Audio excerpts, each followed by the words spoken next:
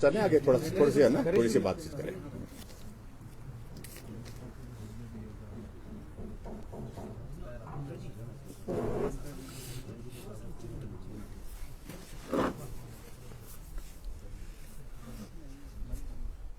मित्रों, आप सबका स्वागत है और विशेष तौर से यहाँ पहली बार आना हुआ तो इसलिए विशेष स्वागत है।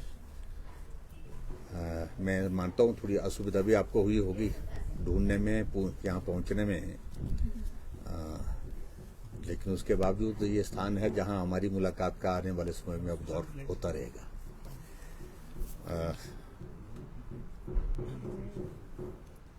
पिछले कुछ दिनों से हम हिमाचल प्रदेश के मुख्यमंत्री जी का बार बार एक बयान देख रहे हैं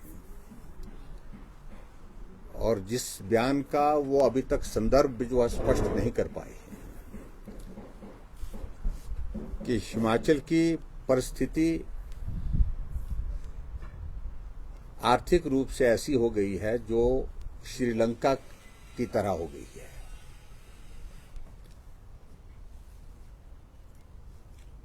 अब श्रीलंका के साथ हिमाचल की तुलना करना, एक तो मैं मानता हूं कि ये बिल्कुल भी सरासर गलत है। वहां की परिस्थितियां जिस प्रकार की रही हैं उसमें बहुत सारी चीजें हैं, उनको हिमाचल के संदर्भ के साथ नहीं जोड़ना चाहिए। लेकिन उसके बावजूद भी किस प्रकार से कौन व्यक्ति है उनके सलाहकारों में से जिन्होंने हिमाचल को श्रीलंका के साथ जोड़ दिया, इस बात का जवाब तो वही देंगे। लेकिन ये बहुत दुर्भाग्यपूर्ण है जिस दौर से श्रीलंका आर्थिक रूप से इस वक्त गुजर रहा है, वो स्थिति हिमाचल के लोगों के लिए एक तरह की, जब मुख्यमंत्री जी कह रहे हैं तो एक तरह की दहशत के एक माहौल में डालने वाली एक स्थिति है। और जब मैं मानता हूं कि जो मुख्यमंत्री को कम से कम परहेज करना चाहिए।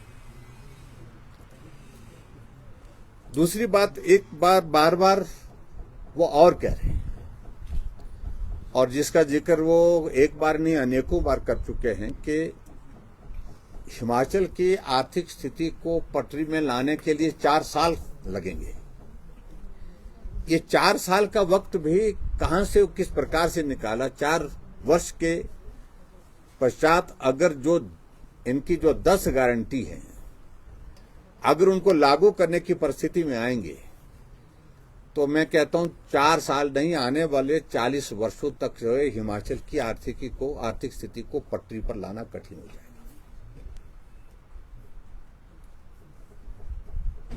मैं इस बात से सहमत हूं कि जब चुनाव का दौर आता है तो सभी राजनीतिक दल सत्ता में आने के लिए कुछ बातें कहते हैं, लेकिन व्यावहारिक रूप से उन बातों को लागू करने की अगर परिस्थिति आती है तो वो स्थिति हिमाचल प्रदेश में सभी लोग देखने के लिए भी उत्सुक हैं कि वे लागू कैसे करेंगे, फाइनेंस कहां से वो अरेंज करेंगे। और मैं समझता हूं कि वो परिस्थिति जो 10 गारंटी की अगर इन्होंने बात कही है वो पूरी होने की दिशा में आगे नहीं बढ़ पा रही है। कई तरह के आंकड़ों को इस तरह से गलत तरीके से प्रस्तुत करने की कोशिश हो रही है और जिसमें विशेष तौर से कि एक तो 75,000 करोड़ रुपए का ऋण का जिक्र कर रहे हैं, जबकि मेरी जानकारी के जो फैक्ट्स हैं अभी तक 75,000 करोड़ रुपए का ऋण नहीं है प्रदेश सरकार के। हमारी सरकार में 70,000 करोड़ के लगभग हमने छोड़ा है। इस बात को भी उनको बड़ा स्पष्ट होना चाहिए। फिगर्स को बढ़ा करके आखिरकार उसमें हासिल क्या होगा? और 75,000 करोड़ के बाद जो है वो बहुत सारी एरियर की बात कह रहे हैं कि वो भी हमको देना पड़ेगा। डीए का जिक्र कर रहे हैं, वो भी हमको देना पड़ेगा। बहुत सारी चीजों का जिक्र करते करते उन्होंने कहा कि 11,000 करोड़ रुपए की लायबिलिटी इस प्रकार से बनती है और 5,000 करोड़ रुपए की लायबिलिटी जो हिमाचल प्रदेश में जो संस्थान खोले गए उनकी बनती है, तो कुल मिलाकर के आंकड़ा उन्हें पहुंचा दिया 95,000 करोड़ रुपए के नजदीक। आखिरकार अब मुझे लगता है कि उनको 2 महीने का कार्यकाल हिमाचल प्रदेश में बतौर मुख्यमंत्री होने वाला है। और ऐसी परिस्थिति में विशेष तौर से मैं एक बात का जिक्र जरूर करना चाहूंगा कि अब मुझे लगता है कि प्रदेश के फाइनेंस डिपार्टमेंट ने कम से कम उनके सामने प्रेजेंटेशन दी होगी। फैक्ट्स क्या है? आंकड़ा एक आदमी कुछ बोलता है, दूसरा कुछ और बोलता है, तीसरा कुछ और बोलता है, और मुख्यमंत्री जी ये सारे आंकड़े को जोड़ करके इस प्रकार से एक माहौल खड़ा करने की कोशिश कर रहे हैं कि जैसे हिमाचल प्रदेश में भारतीय जनता पार्टी ने ही लोन लिया, इससे पहले किसी ने लोन लिया ही नहीं। मैंने एक बात का जिक्र किया कि हिमाचल प्रदेश में जो सरकारें रही, अब जब से हिमाचल प्रदेश बना है 10 बार कांग्रेस की रही है, 5 बार भारतीय जनता पार्टी की, हमसे दुगना समय में रही है। और प्रदेश की अगर आर्थिक स्थिति के लिए अगर ऐसी परिस्थिति में अगर दोषी सबसे ज्यादा है तो मैं कह सकता हूं कि वो सरकार है जो लंबे समय तक रही, जिन्होंने लोन के बाद लोन लिया और कह रहे हैं कि आज कह रहे हैं कि लोन को चुकता करने के लिए लोन लेना पड़ रहा है।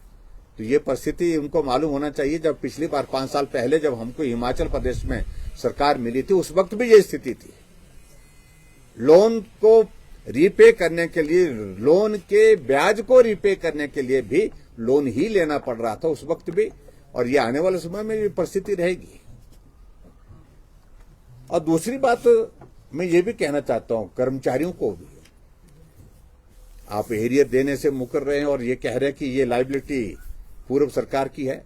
अरे हमने तो हिमाचल प्रदेश में कर्मचारियों के लिए जो बेहतरीन जो किया जा सकता था, इस बात को कर्मचारी भी महसूस कर रहे हैं। अब महसूस नहीं कर रहा है, वो कर्मचारी बोलना शुरू कर चुके हैं कि जितना कोविड के दौर में भी हिमाचल प्रदेश में कर्मचारियों का एक दिन की सैलरी डिले नहीं हुई, कर्मचारियों की पेंशन में कोई दिक्कत नहीं आई।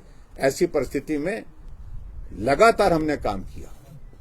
और आप इस बात को देखते होंगे कि यूजीसी स्केल की अगर बात करें, हम आमतौर पर हिमाचल पंजाब को फॉलो करता है, पंजाब ने अभी तक भी दिया नहीं है, लेकिन हमने यूजीसी स्केल जो सारे एजुकेशन डिपार्टमेंट में जो हमारे कॉलेज और यूनिवर्सिटी में जो हमारे प्रोफेसर हैं उनको हमने जारी कर दिया, उनको स्वीकृत कर दिया। और इसके अलावा और भी मैं कहना चाहता हूं, 2012 से पहले के जितने भी जो वेतन विसंगति के जो केसेस हैं कर्मचारियों के, उसका क्या हुआ? अब आप सरकार में हैं, ये प्रश्न तो अब आपसे ही पूछने पड़ेंगे। वो अभी तक लंबित हैं और मैं समझता हूं कि उस दिशा में इनको सोचना पड़ेगा। और इसके अतिरिक्त जो हिमाचल प्रदेश में जो संस्थान बंद करने का जो क्रम चला हुआ है, डिनोटिफिकेशन का जो क्रम चला है, वो लगातार अभी तक रुका नहीं है। मुझे जानकारी मिली है कि एजुकेशन डिपार्टमेंट के भी 386 इंस्टीट्यूशंस इन्होंने जो है स्क्रूटनाइज किए हैं और जो कहा कि ये आप लोगों ने पिछले 1 अप्रैल 2021 के बाद खोले हैं और ये संस्थान हमने चलाने हैं या नहीं चलाने हैं, इस बारे में कैबिनेट में फैसला लिया जाएगा। ये कभी हिमाचल प्रदेश में ऐसा नहीं हुआ। हिमाचल प्रदेश में संस्थान खोलने के बाद जो संस्थान फंक्शनल हो चुके हैं, फंक्शनल होने के बाद वहां पर नियमित रूप से सारी व्यवस्थाएं चल पड़ी हैं और उसके पश्चात वो संस्थान हिमाचल प्रदेश में कभी बंद नहीं किए गए। अलग परिस्थिति, इक्का दुक्का कोई ऐसे अगर केसेस होंगे तो हो सकते हैं, लेकिन अन्यथा इस तरह की परिस्थिति नहीं रही है। लेकिन फिर भी हिमाचल प्रदेश में अब यही क्रम चला कि बंद करके, हमने कहा कि बंद करके हासिल क्या करोगे, कि हमको गारंटियां देनी है, अपनी पूरी करनी है। कि हमने तो एक बात कही कि आपने गारंटी की कमिटमेंट की है, उसके लिए रिसोर्सेज जहां से भी जनरेट करने आपको है, आप करिए, कोई आपत्ति नहीं। लेकिन संस्थानों में ताले लगा करके और चली हुई जो हमारी योजना है उनको बंद करके, इस प्रकार से अगर बंद करने की कोशिश करेंगे आप, जो है वो अपनी गारंटी को पूरा करने के लिए काम करेंगे तो उसको कोई भी प्रदेश का नागरिक स्वीकार नहीं करेगा। ओपीएस के सिलसिले में मैं बड़ा स्पष्ट करना चाह रहा हूं कि बताएं तो सही फॉर्मूला क्या आपने उसमें लागू किया है। कहा था कि पहली कैबिनेट में हम करेंगे, लेकिन पहली कैबिनेट के लिए 1 महीना लग गया। 1 महीने के बाद फिर पहली कैबिनेट हुई और पहली कैबिनेट में बात वही हुई जो चुनाव से पहले उन्होंने घोषणा की थी कि हम ओपीएस को लागू करेंगे। लागू करने की घोषणा करने से नहीं, आप करके रहे, कैसे कर रहे हैं। और मैं इस बात से सहमत हूं कि हिमाचल प्रदेश में ओपीएस की अभी फाइनेंशियल इंप्लीकेशन बहुत ज्यादा नहीं है, लेकिन हमको फॉर्मूला तो बताएं किस आधार पर आप हिमाचल प्रदेश में ओपीएस को लागू करने की प्रक्रिया को शुरू कर रहे हैं, ये स्पष्ट तो हो जाए। और इसी प्रकार से हम हिमाचल प्रदेश में एक चीज को देख रहे हैं कि विधायक क्षेत्र विकास निधि जो विधायकों को, चुने हुए विधायकों को अपने अपने क्षेत्र में विकास करने के लिए मिलती है, और विकास करने के लिए वो अपने सभी क्षेत्र में जाकर के लोगों से योजनाओं को बनाते हैं, लोगों की डिमांड पर।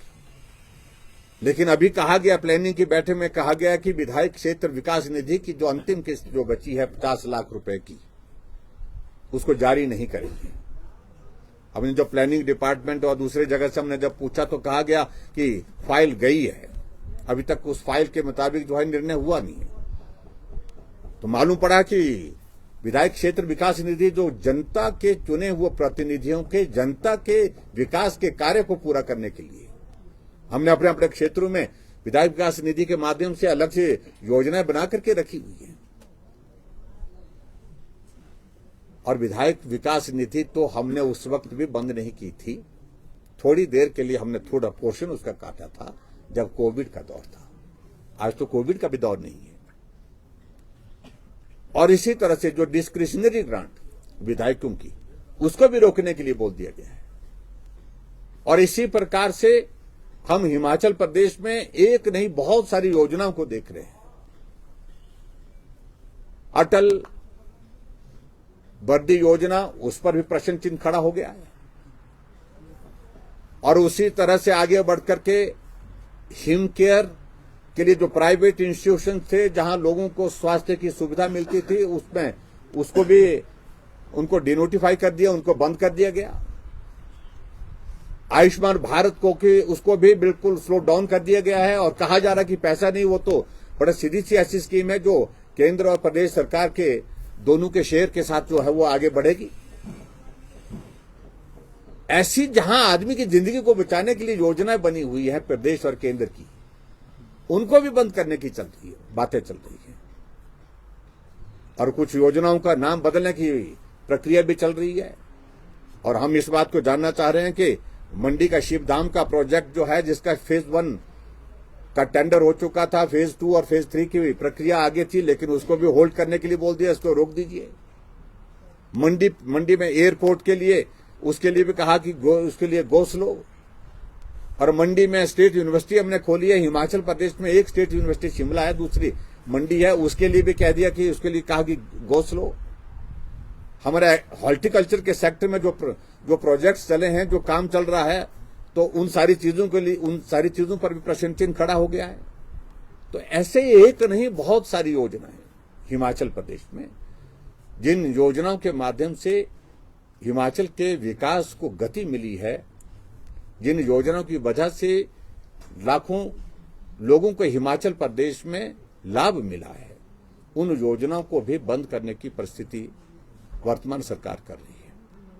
और अभी तक हम उम्मीद कर रहे थे कि हिमाचल प्रदेश में एक बहुत बड़ा, एक इंडस्ट्रियल सेक्टर में एक बहुत बड़ा एक विषय चल रहा था कि जो 2 सीमेंट इंडस्ट्री जो है बंद पड़ी है।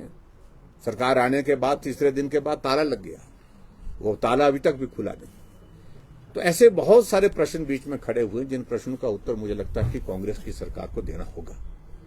और मुझे इस बात को लेकर के दुख है कि जिस प्रकार से गुमराह करने की कोशिशें कुछ लोग उनको कर रहे हैं, मुझे मालूम नहीं ये अधिकारियों के स्तर पर हो रहा है या उनके जो एडवाइजर हैं उनकी तर्ज पर हो रहा है। फैक्ट्स नहीं दिए जा रहे हैं। जो सच्चाई है, वो हकीकत वो नहीं दी जा रही है, उनके ध्यान में ठीक प्रकार से नहीं लाई जा रही है। और इसलिए हिमाचल प्रदेश में एक बहुत अस्थिरता का एक इस तरह का एक माहौल बना है कि क्या होगा आने वाले समय में, ये आम आदमी पूछने लग पड़ा। और उसकी वजह ये है, पीडब्ल्यू डिपार्टमेंट में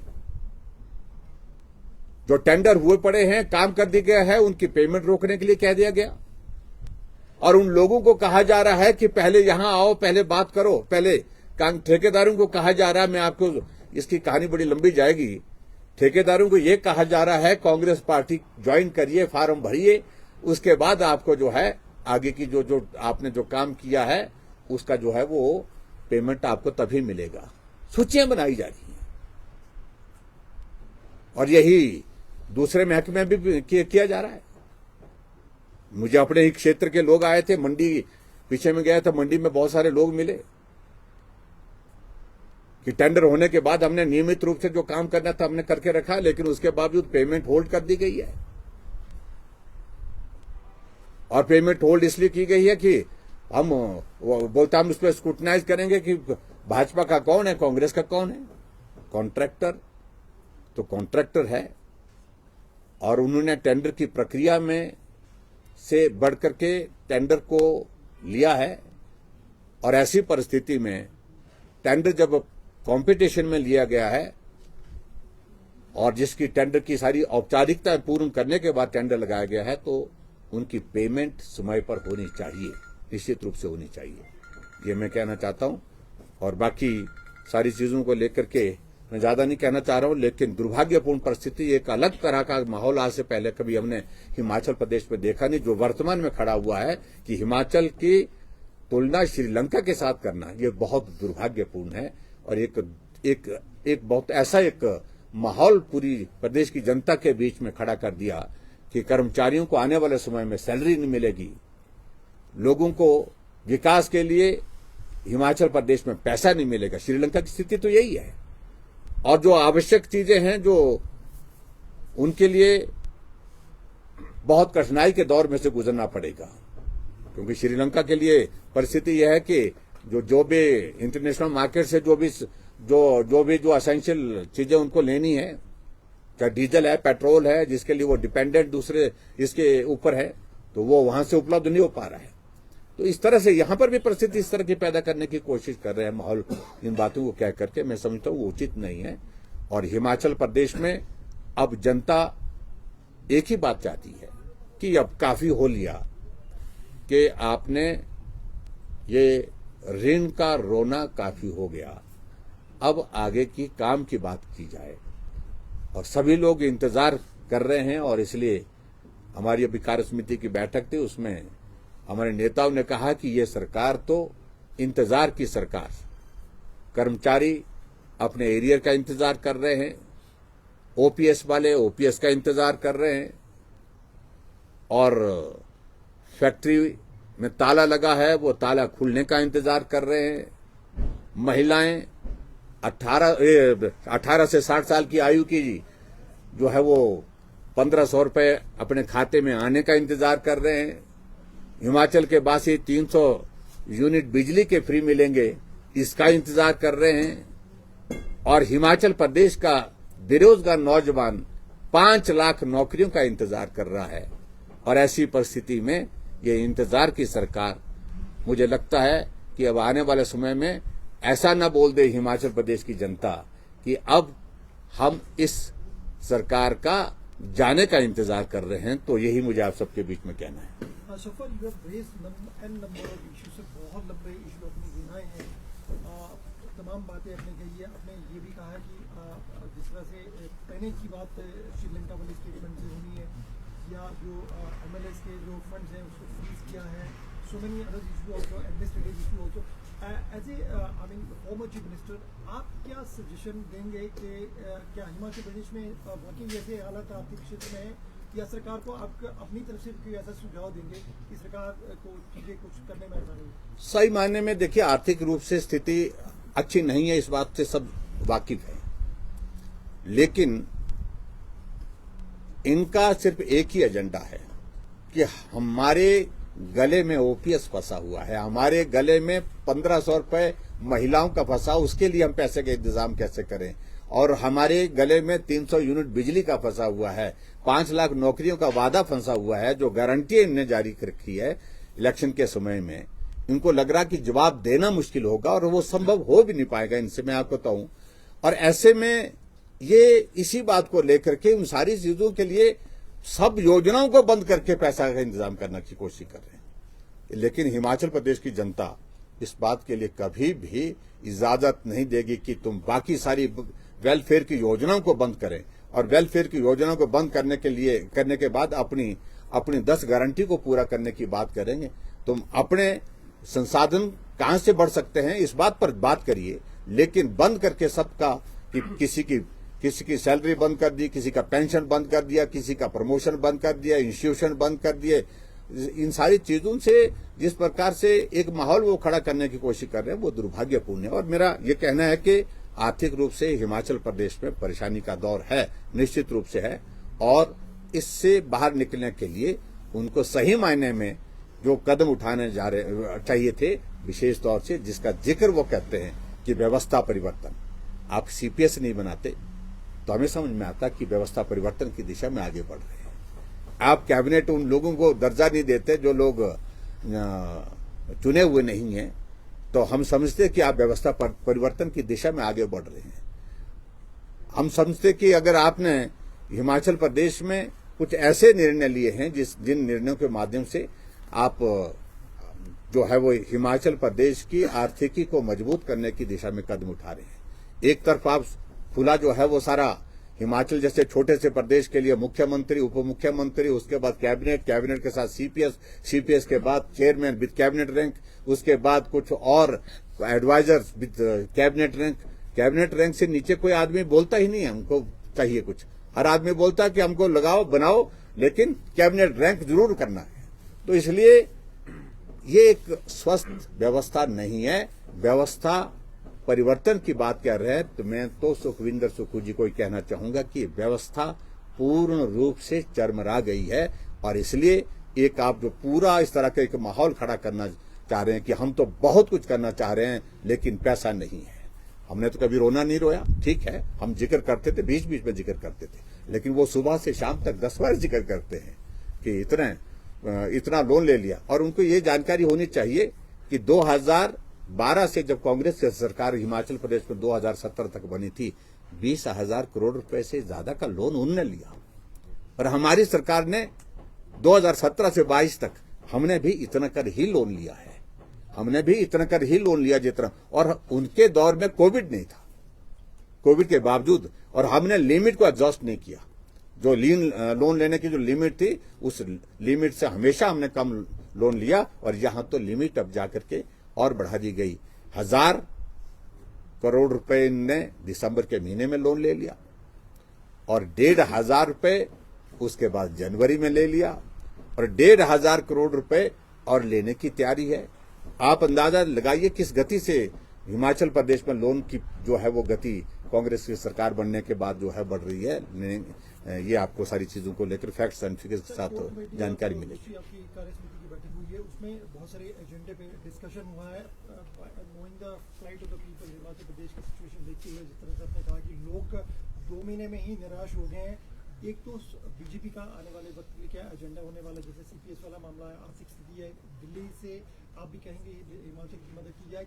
क्या ऐसी भी कोई रणनीति बनी है कि आने वाले वक्त में भाजपा हिमाचल प्रदेश में सरकार फॉर्म करने की जरूरत है? देखिए, हम लोगों के मुद्दों को जनता के बीच में ले जाएंगे, और ये विपक्ष की एक जिम्मेवारी है। उसके लिए रोड मैप हमने मोटे तौर पर बना दिया है। जो इंस्टीट्यूशन बंद किए हैं, बेवजह बंद किए हैं, हॉस्पिटल में जहां डॉक्टर ट्रीटमेंट के लिए, पेशेंट के लिए वहां पर सुविधा दे रहा था, और वो हॉस्पिटल बंद कर दिया गया। जिस हॉस्पिटल में तहसीलदार पिछले 6 महीने से बैठा, तहसीलदार बैठने के बावजूद उसको बंद कर दिया। कहीं ऐसा होता नहीं है। एसडीएम बैठे थे, बीडीओ बैठे थे, एक्शन बैठा था, एससी बैठे थे। जो फंक्शनल इंस्टीट्यूशन थे उनको बंद करने की जो प्रक्रिया की गई, उसके विरोध में हमने अपनी बात कही है। सिग्नेचर कैंपेन में हिमाचल प्रदेश में चलेगा, उसके बाद जिला स्तर पर धरने प्रदर्शन भी होंगे, और उसके बाद विधानसभा का बजट सत्र आएगा तो विधानसभा के बजट सत्र में भी इसमें जो निश्चित रूप से सरकार से इसका जवाब तलब करेंगे। कोर्ट का रास्ता से रहेगा तो निश्चित रूप से कोर्ट में बहुत सारे लोग तो इन सारी बातों को लेकर के कोर्ट में चले गए हैं और वो कोर्ट से भी अपने न्याय के लिए अपनी बात कह रहे हैं। और जहां तक बात आपने सीपीएस वाली बात कही है, जिसको लीगली हम एग्जामिन कर रहे हैं, बहुत जल्दी इसके बारे में आने वाले समय में बात करेंगे। सर, आपको नहीं लगता कि थोड़ा जल्दी हो गया? 2 ही महीने की सरकार है और आप पूरी तरह से हमलावर है और मुख्यमंत्री ये कह रहे हैं कि इस परिस्थिति के लिए तो पूर्व सरकार जिम्मेदार है और उन्हीं की नीतियों की वजह से आज ये सब करना पड़ रहा है। नहीं, देखो, अगर उनको बहुत परेशानी हो रही है तो मुझे लगता है कि फिर छोड़ देना चाहिए उनको, कि भी बहुत ही कठिनाई आ रही है। तो ऐसे में मैं सिर्फ इतना कहना चाह रहा हूं, क्या ये सत्य नहीं है कि जब हिमाचल प्रदेश में भारतीय जनता पार्टी की सरकार 5 वर्ष पहले बनी थी, लगभग 50,000 करोड़ रुपए का ऋण वो भी छोड़ के गए थे, लेकिन उसके बावजूद हमने संस्थान खोले भी और खोले नहीं, चलाए भी। 21 डिग्री कॉलेज एक हफ्ते में खोल के गए थे।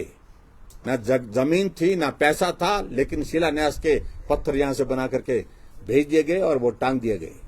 लेकिन फिर भी उसके बावजूद भी हमने जो फंक्शनल कर दिए गए थे कॉलेज, वो भी हमने चलाए। कॉलेज तब खोले थे मेरी कॉन्स्टिट्यूंसी में, जिस दिन कोड ऑफ कंडक्ट लगा उससे 4 दिन पहले कॉलेज खोला है। तो ऐसी परिस्थिति में उनको, मुझे लगता है कि कौन ये सलाह दे रहा है, उनको लग रहा है कि ऐसे करने से एक बहुत बड़ा मैसेज जाएगा, मैं ये भी बंद कर सकता हूं, मैं ये भी बंद कर सकता हूं। और अल्टीमेटली मैं ये कहना चाह रहा हूं, अभी तो आप बंद कर सकते हैं, जो करना चाहते हैं बंद करिए, लेकिन आने वाले समय में परिस्थिति ये भी आ सकती है कि जनता अगर बंद करने पे आ गई तो सरकार का चलना मुश्किल हो जाएगा।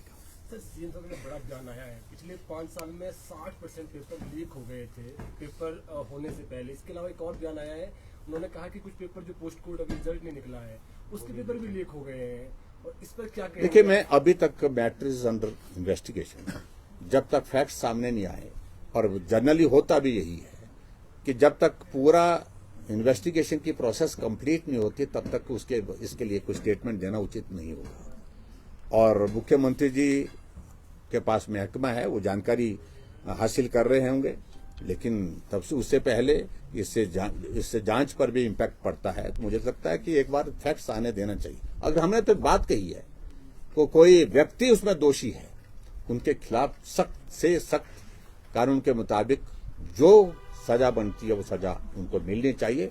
किसी ने गलत किया है तो उनको बख्शने का सवाल ही पैदा नहीं होता है, लेकिन इसको राजनीतिक मकसद के साथ इस तरह से जोड़ने की बात नहीं करें। अब आपको उनको ये भी जानकारी रहना चाहिए कि आपके राजस्थान में 12 पेपर लीक हो गए, और वो पिछले 1 साल के इसमें जो, और ऐसे में बहुत सारे राज्यों में हुए, बिहार में हुए, यहां तक कि और राज्य में भी हुए, जो किसी का भी शासन हो सब राज्य में हुए हैं। इस बात को उनको समझना होगा, लेकिन जो शरारत करने वाले लोग, इस पर गलत लोग हैं, उनके खिलाफ कार्रवाई करनी चाहिए। ऑपरेशन लोटस की भी संभावनाएं नजर आ रही है, लेकिन उसकी मुझे लगता है कि अभी जरूरत नहीं है। सर, देखिए काफी सीरियस कंसर्न है सर ये सीमेंट वाला मामला।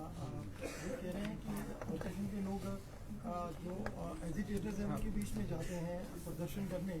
अगर ऑपोजिशन के लोग इतने सीरियस होते तो वो मतलब गवर्नमेंट के पास आगे। नहीं, देखिए, सीधा सा इसमें देखिए, ये परिस्थिति आज से पहले भी हमारे सामने भी आई थी। इंडस्ट्री और ट्रांसपोर्टर्स के बीच में, लेबर के बीच में कई बार इश्यूज आते हैं, कई तरह के इश्यूज आते हैं, और इसका समाधान निकालने का रास्ता करना पड़ता है। उसमें बुला करके बात करनी होती है, तुरंत करनी होती है, और धमकी से कोई नहीं चलता है आज की तारीख में। ना ट्रक ऑपरेटर चलेंगे, ना जो वहां पर लेबर वाले हैं वो चलेंगे, ना ही इंडस्ट्री वाले चलेंगे। ऐसी परिस्थिति में मिसहैंडलिंग हुई है इस केस की, और ठीक प्रकार से इसका अभी तक भी रास्ता निकालना रिस्पॉन्सिबिलिटी सरकार की है, और सरकार की इस जिम्मेवारी को निभाना चाहिए। और मैं ये भी बता दूं आपको, अभी तक हिमाचल प्रदेश में इन 2 सीमेंट फैक्ट्री के ताला लगने के कारण मेरी जानकारी के मुताबिक लगभग 150 करोड़ रुपए का नुकसान प्रदेश सरकार को हो चुका है। एक तरफ से वो रेवेन्यू जनरेट करने की बात कर रहे हैं, एक तरफ से 10 गारंटी को लागू करने की बात कर रहे हैं, और 2 इंडस्ट्री के बंद होने के कारण जो सरकार में ये आए हैं, उसके बाद वो बंद हो गई थी, और वो दोनों के बंद होने से 150 करोड़ रुपए का प्रदेश सरकार को नुकसान हो गया रेवेन्यू का। इसका भी उनको समझना चाहिए कि इसका समाधान क्या हो सकता है। तो इस सारी चीज को लेकर के सरकार को जिम्मेवारी के साथ काम करना होगा। सर मीडिएशन के लिए आपको मीडिएशन को लेके मुख्यमंत्री का साथ मिलता तो उनके लिए और आसान सर आपको मीडिएशन के लिए आप भी पहल करेंगे, क्योंकि बहुत सारे लोगों के जीवन से जुड़ा मसला है, लगभग 2 लोग सीधे और परोक्ष रूप से अफेक्ट हो रहे हैं। आपकी तरफ से कोई ऐसा किस चीज के सीमेंट वाले इशू? नहीं, सीमेंट वाले इशू पर देखिए, जब हमसे बात होगी हम सुझाव दे सकते हैं रास्ता निकालने के लिए। हमारी ओर से हम चाहते हैं कि इंडस्ट्री भी चले और उसके साथ साथ जो हमारे ट्रक ऑपरेटर यूनियन के जो लोग जो एजिटेशन पर हैं उनका भी कुछ रास्ता निकल जाए। दोनों का हमेशा, ये एक बार नहीं, अनेकों बार इससे पहले इस प्रकार के इश्यूज आए हैं, लेकिन मिसहैंडल हुआ है, टैकल नहीं कर पाए, और ये सिर्फ सरकार की वजह से हुआ है।